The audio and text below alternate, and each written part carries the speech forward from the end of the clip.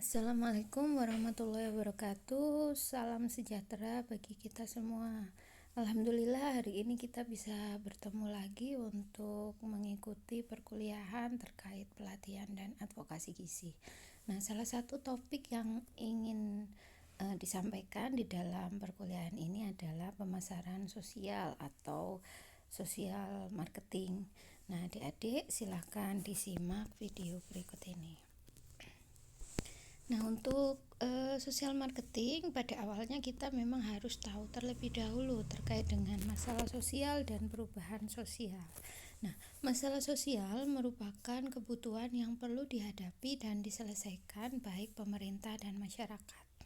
Masalah sosial ini dapat diatasi apabila terdapat perubahan sosial. Adik-adik bisa membayangkan apa sih kira-kira masalah sosial yang ada di masyarakat?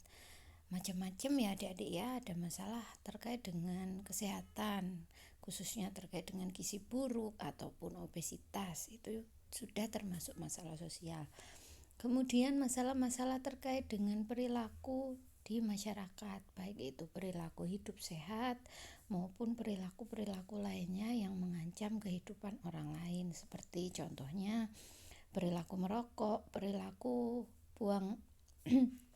membuang limbah sembarangan, pencemaran lingkungan dan lain sebagainya. Nah, hal-hal itu merupakan sebuah masalah sosial yang diharapkan perubahannya sehingga menuju masyarakat yang lebih baik dan sejahtera. Nah, perubahan sosial ini adalah merubah cara individu dan kelompok dalam menjalani kehidupannya dengan merubah praktik-praktik yang berbahaya atau merugikan menjadi aktivitas yang lebih produktif. Kemudian merubah attitude atau sikap dan value dalam komunitas dan seluruh masyarakat. Menciptakan teknologi sosial baru yang mengantar perubahan yang diinginkan. Jadi nantinya diharapkan ada sebuah inovasi dari teknologi yang mengarah pada isu-isu sosial dan bisa menyelesaikan masalah sosial. Contohnya terkait dengan teknologi pengelolaan sampah ataupun mungkin teknologi yang berkaitan dengan peningkatan status gizi masyarakat. Nah, ini diharapkan bisa muncul lewat adanya perubahan sosial. Lalu meningkatkan kualitas kehidupan masyarakat. Ya, tentunya perubahan yang diinginkan adalah perubahan yang menuju ke arah yang lebih baik, bukan perubahan ke arah yang sebaliknya.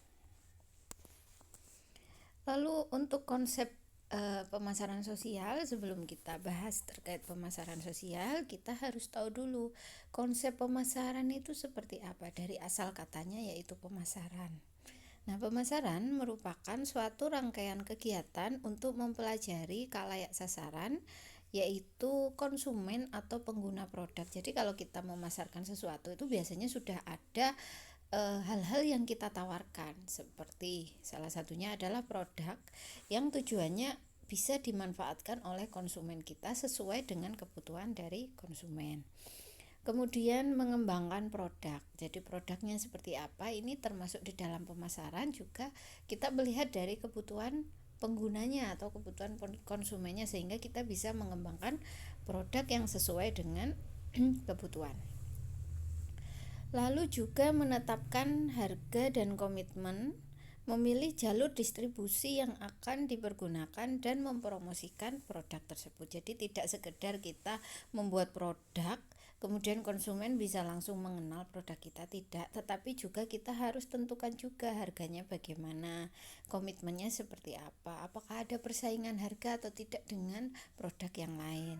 Lalu memilih jalur distribusi ini kita harus tahu saluran yang tepat itu seperti apa, sehingga produk yang kita tawarkan nantinya juga akan mengarah pada sasaran yang tepat, bukan sasaran yang berbeda lagi, dan mempromosikan produk tersebut. Nah, ini adalah cara-cara kita untuk mempersuasi atau mengajak orang lain untuk menggunakan produk yang sudah kita tawarkan. Proses ini dimaksudkan untuk memuaskan konsumen sehingga konsumen merasa manfaat yang diperoleh sesuai dengan nilai tukar yang harus dibayar. Jadi kalau konsumen sampai mengeluarkan effort atau nilai yang mereka upayakan, biasanya mereka juga mengharapkan sesuatu yang sesuai dan pantas dengan harga yang mereka bayarkan.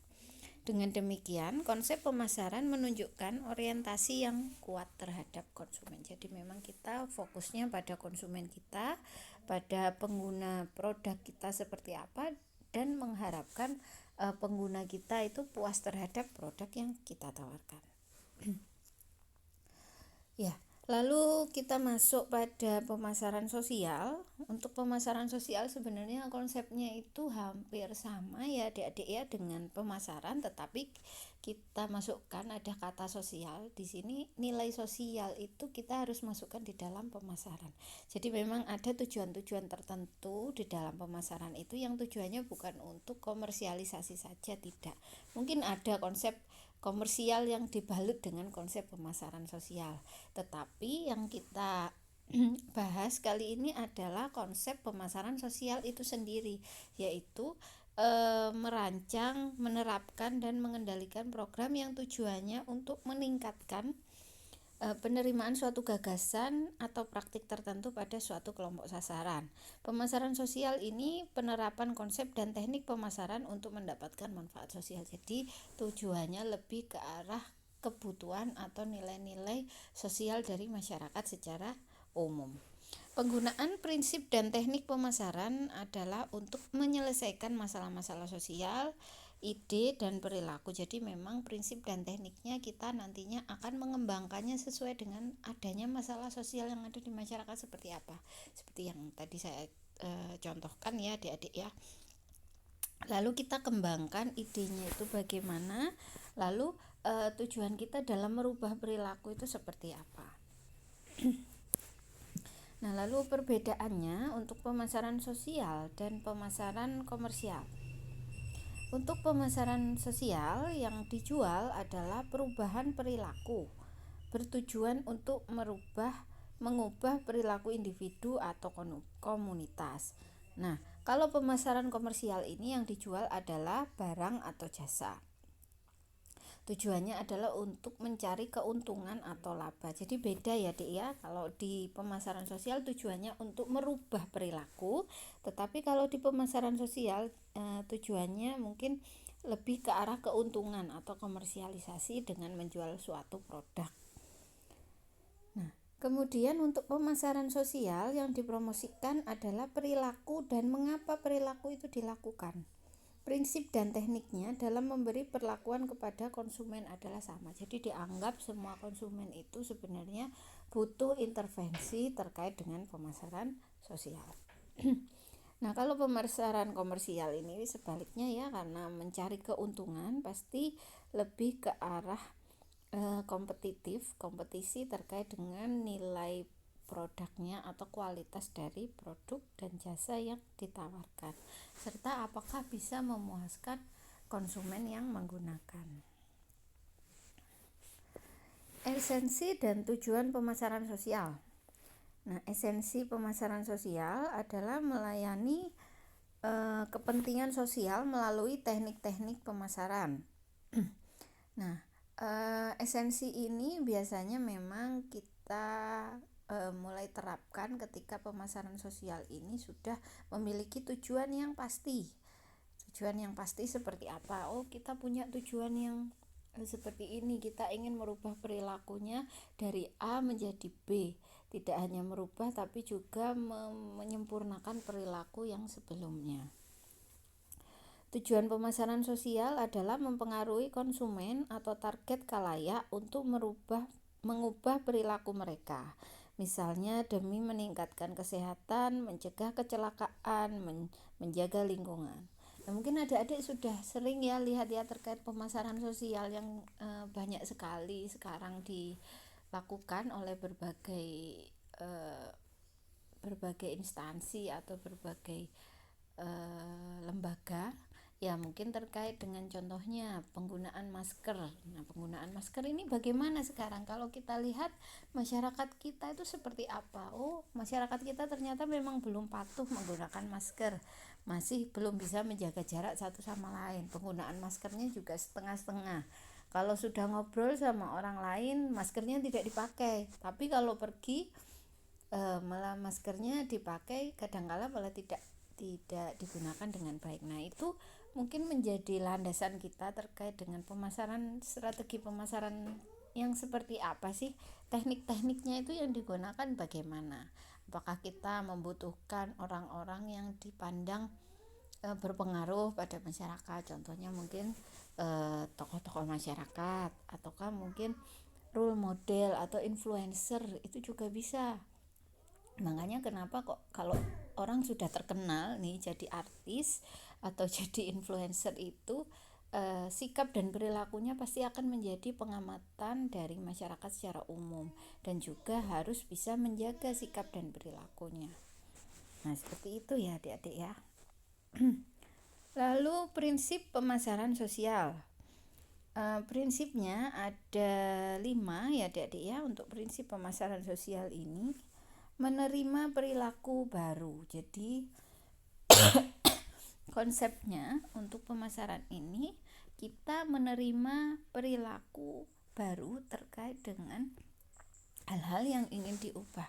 Contohnya, biasanya kita tidak menggunakan masker pada sehari-hari, pada ketika kita ke pasar, ketika kita ke sekolah, ketika kita di tempat kerja, itu menggunakan masker itu dipandang hal yang tidak perlu sebenarnya. Dan kemudian juga masker sendiri kan cukup mengganggu ya. Kadang-kala ada beberapa orang yang merasa bahwa menggunakan masker itu sangat mengganggu.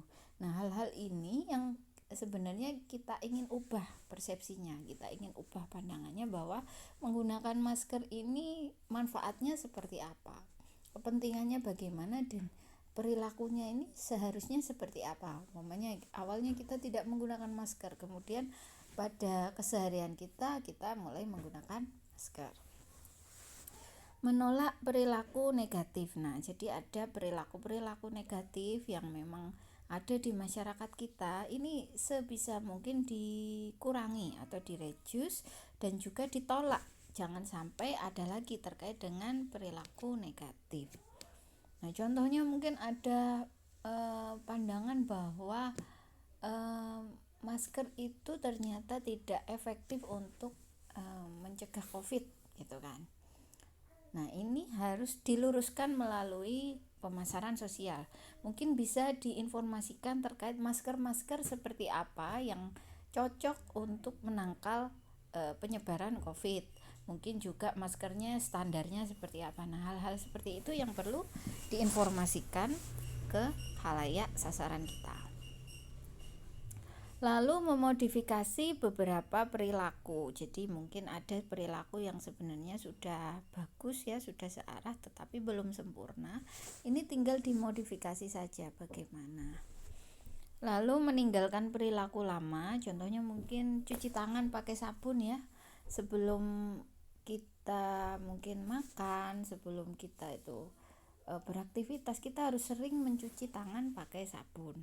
Nah, ini perilaku-perilaku seperti ini yang seringkali kita lupakan dalam keseharian kita dan bahkan tidak dianggap penting. Ternyata malah kalau kita tidak lakukan, ini akan berdampak yang buruk terhadap kondisi kesehatan kita sendiri maupun orang-orang di sekitar kita. Targetnya adalah masyarakat sosial. Jadi masyarakat secara umum ya adik-adik ya. Targetnya adalah masyarakat secara umum.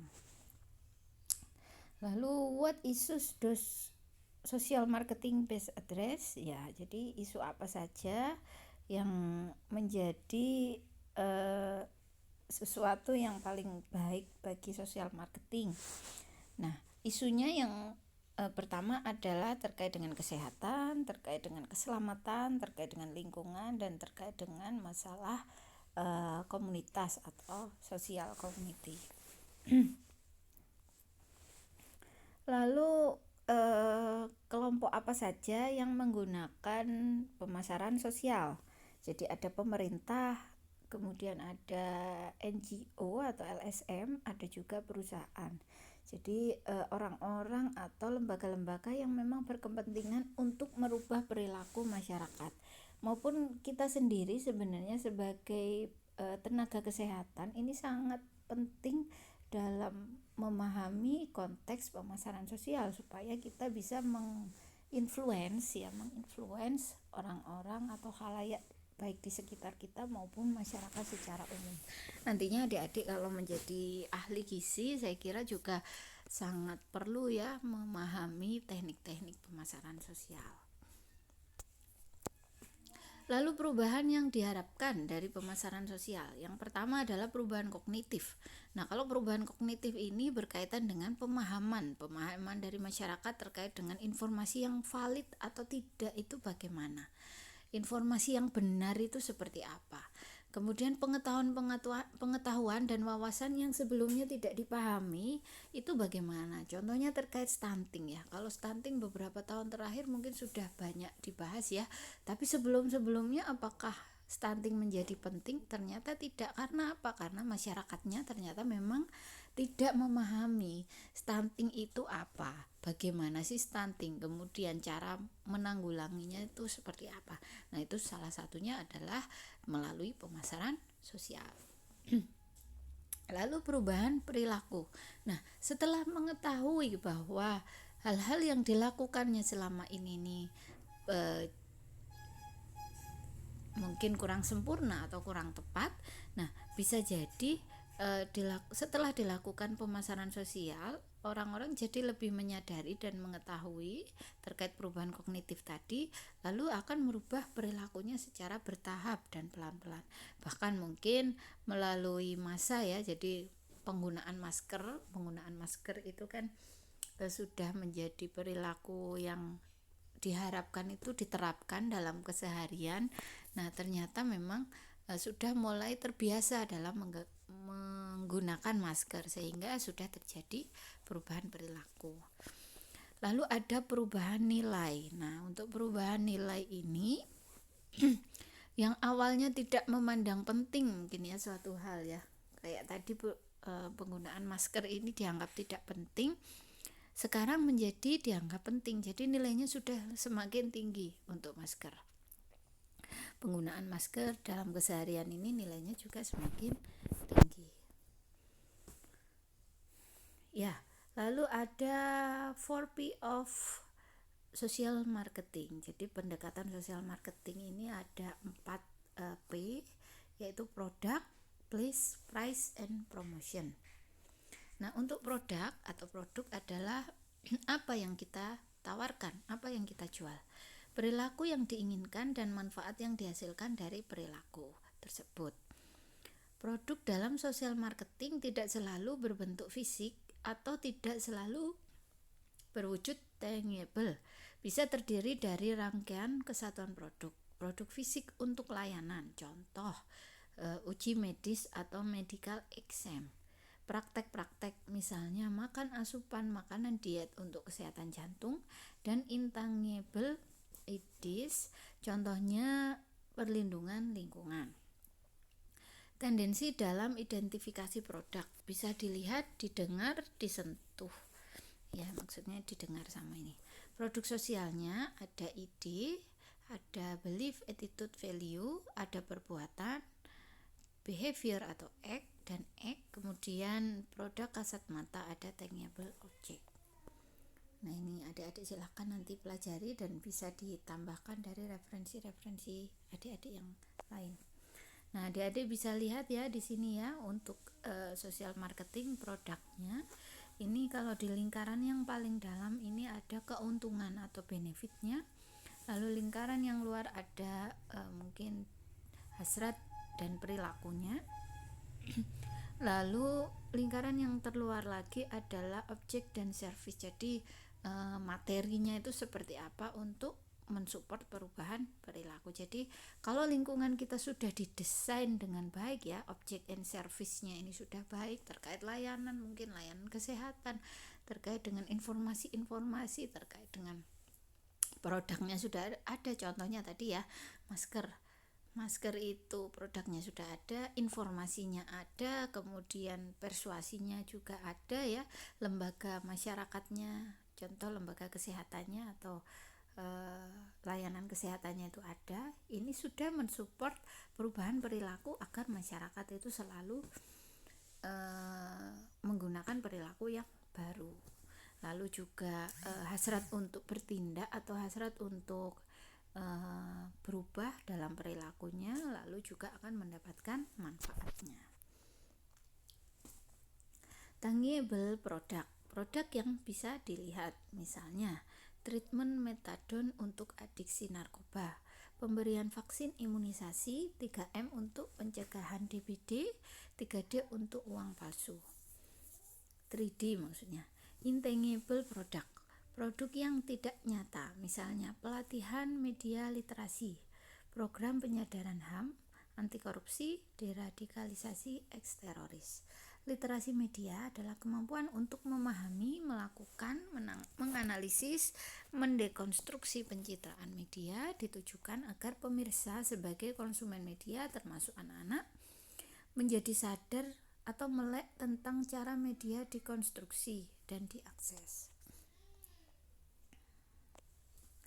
Selanjutnya adalah price. Price pada social marketing adalah biaya, di mana target audience ini mengadopsi perilaku yang baru, monetary cost, non-monetary cost. Price mengacu pada apa yang konsumen lakukan dengan kaitannya untuk mendapatkan produk social marketing. Contohnya adalah biaya naik taksi, biaya naik angkot ke puskesmas, biaya mungkin kalau sekarang biaya pembelian masker gitu ya Dek ya, biaya internet dan lain sebagainya. Nah, semakin tinggi harga maka semakin sulit untuk mendapatkan produk sosial. Semakin terjangkau harga maka akan semakin mudah untuk mendapatkan produk sosial. Nah, mungkin adik-adik sudah sempat lihat ya, kalau masker yang mungkin awal-awal ketika ada COVID, maskernya harganya tinggi sekali, gila-gilaan mungkin ya, yang penjual masker mulai menjual harga maskernya itu gila-gilaan. Tetapi sekarang sudah mulai, mungkin sudah ada peraturannya terkait jual beli produk masker, dan sekarang masyarakat lebih mudah mendapatkan masker. Non-monetary, yang pertama time cost, waktu untuk berjalan, menunggu, kehilangan kesempatan panen, kerja bakti harus direduksi dengan kompensasi lain. Perceived risk, psychological risk, takut, cemas, tidak nyaman. Social risk, malu, stigma, curiga, antipati. Physical risk, rasa sakit, luka, cedera, perlu direduksi resiko dengan reward dan credible source. Lalu selanjutnya adalah place atau tempat. Place merupakan tempat di mana dan kapan target market akan melakukan perilaku yang diinginkan, memperoleh tangible object terkait dan menerima jasa terkait. Akses terhadap produk pemasaran sosial haruslah nyaman dan mudah didapatkan. Ya, jadi untuk tempat ini kita sesuaikan ya, di mana lokasinya, seperti apa dan kapan targetnya, ini perlu diubah perilakunya. Lalu place dalam kaitannya dengan tangible produk, yaitu sistem distribusi mencakup warehouse, gudang, truk pengangkut, sales force, retail outlet. Ya mungkin terkait imunisasi ya, imunisasi COVID kemarin itu kan juga membutuhkan waktu, tempat dan lain sebagainya. Kemudian model distribusinya seperti apa. Place dalam kaitannya dengan intangible product, yaitu tempat yang berhubungan dengan saluran informasi di mana konsumen mengenal dan memahami produk tersebut. Contohnya mungkin klinik, rumah sakit, mall, tempat pembelanjaan, dan juga media massa atau in-home demonstration. Promotion. Nah, kalau promotion ini sudah kita mencakup pada hal-hal yang tidak terlihat ya adik-adik ya. Mungkin model teknik-teknik yang diterapkan di dalam pemasaran sosial ini berkaitan dengan promotion. Salah satunya adalah komunikasi persuasif yang dirancang dan disampaikan kepada khalayak sasaran kita.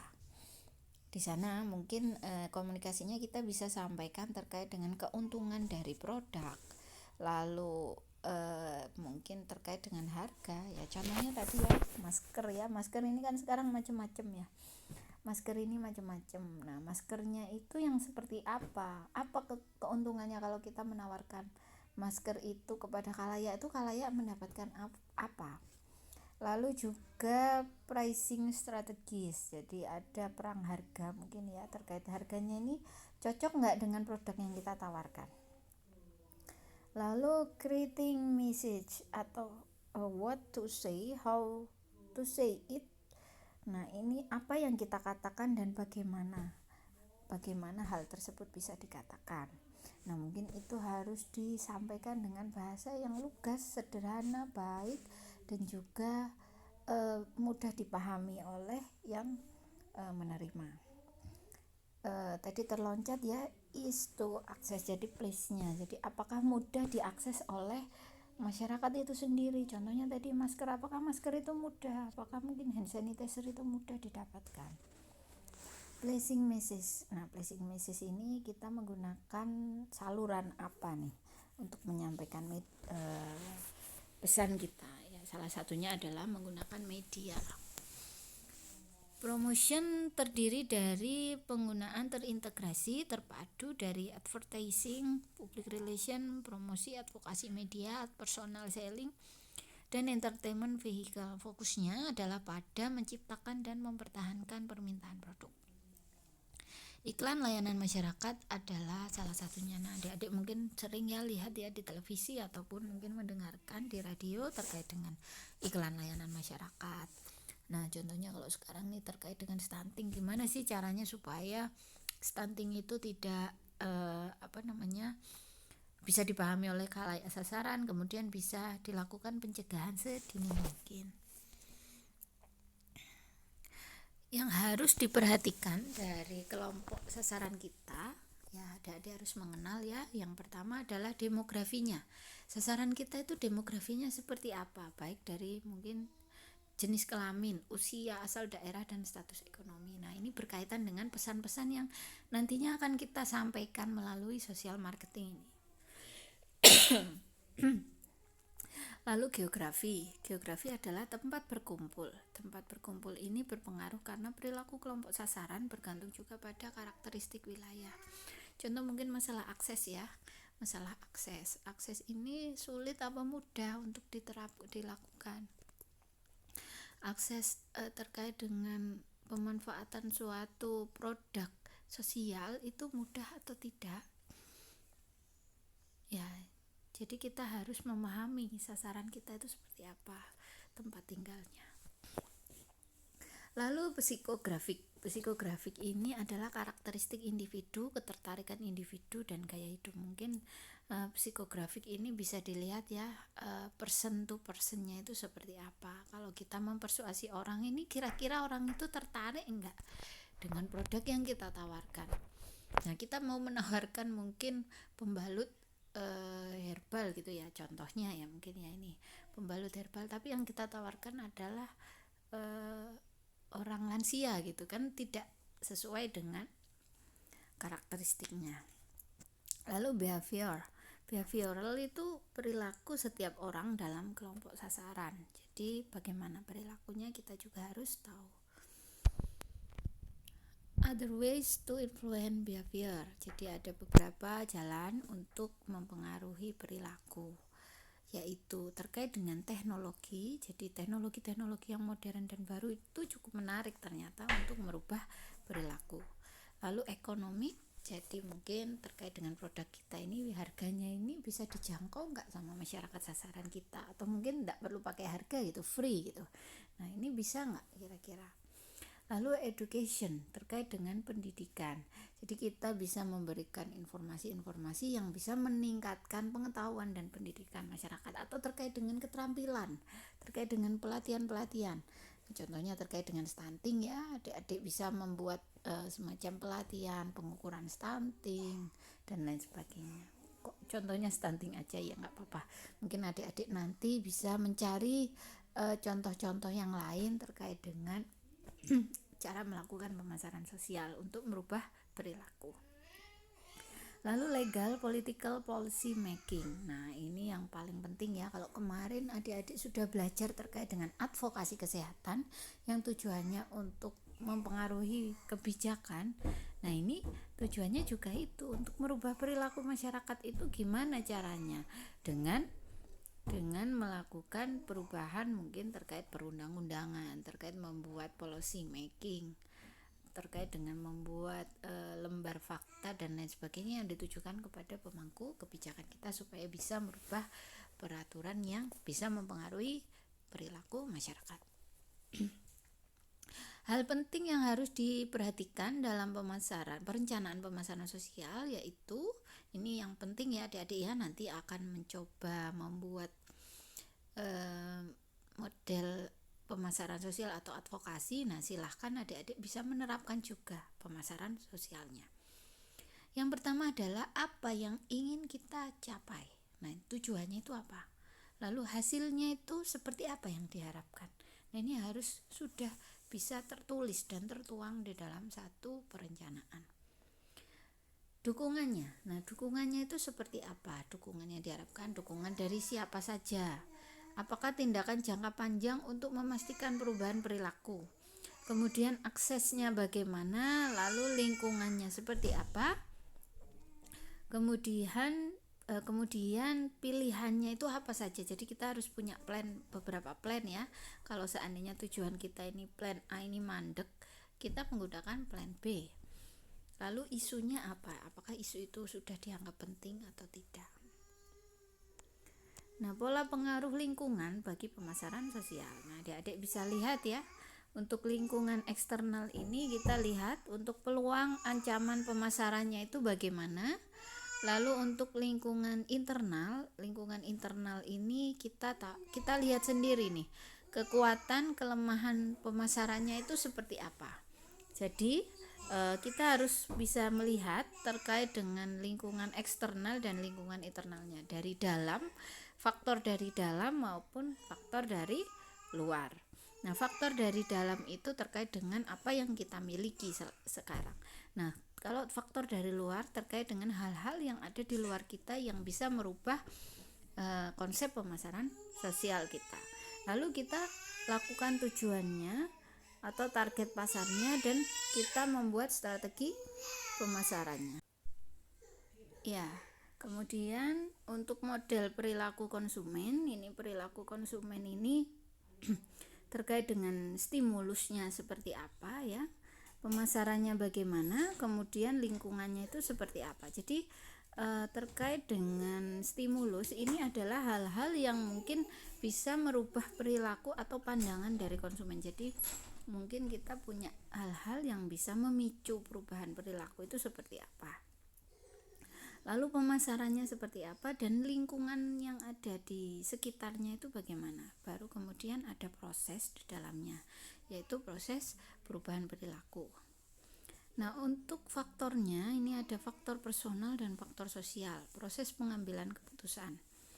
Nah, kemudian baru responnya berupa perilaku. Oke, sampai di sini adik-adik, terima kasih atas perhatiannya. Mohon maaf jika ada kekurangan dari saya. Saya tutup video ini. Wassalamualaikum warahmatullahi wabarakatuh.